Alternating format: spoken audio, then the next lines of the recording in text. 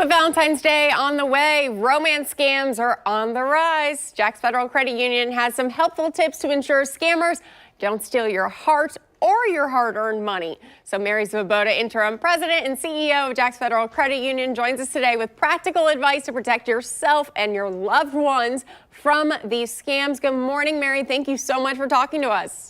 Good morning, Lauren.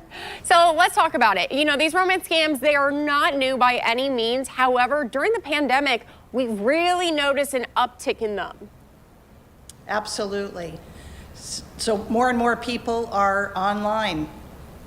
Yeah. And, have time sitting at home. They're on Facebook, social media, and these are where they often become the target of these romance scams. So what is the FTC saying about them? The Federal Trade Commission indicates that $84 million was lost last year from romance scams. And the majority, I can tell you, do not get reported. So you can imagine that these losses they might be 10 times that amount, honestly. The average consumer who is involved in a romance scam is over 60 years old, and they lose up to $18,000. So this is a very significant financial crime, and we've got to get the word out to folks, because once they're involved in this emotionally, it's really hard for them to recognize that it's a fraud.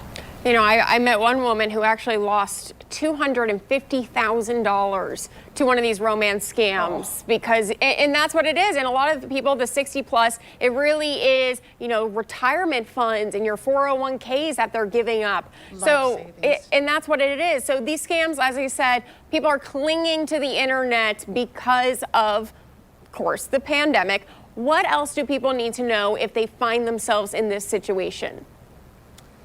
First of all, you have to trust those in your family, your friends, and really rely on others, because once you're emotionally involved, your decision making can be impaired. And that doesn't, it's regardless of age, that just happens.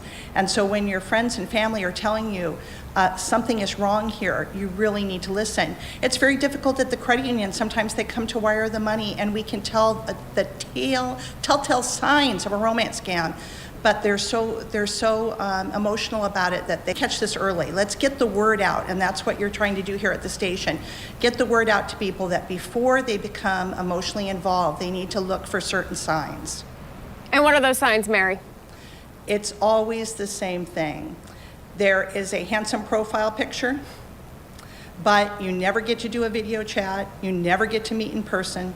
The person travels for their job. They're often out of the country. And eventually they get stranded or in the hospital, can't reach any of their other loved ones, and they need you to wire money. And this is how 90% of these situations go down.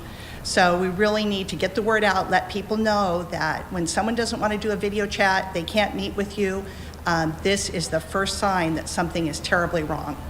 Yeah, something I want to add to that, just because of the amount of stories that we've done to this. One, a lot of times they pretend to be service members, part of the Army, Navy, Marines, because they do travel so much. So that's one ploy, if you see that. Also, something you hit on is making sure to do a FaceTime or a Skype, not just a video, because they can pre-record that, put their face in. Those are all great little tips. Mary, if people want to learn more about this, is there a website or somewhere they can go? Yes, in fact, I wrote a personal blog article about how my family and friends were impacted by romance scams. So they can check that out at jaxfcu.org, and we have some other information there, and of course the Federal Trade Commission. Mary Svoboda, thank you so much for joining us. Thanks, Lauren.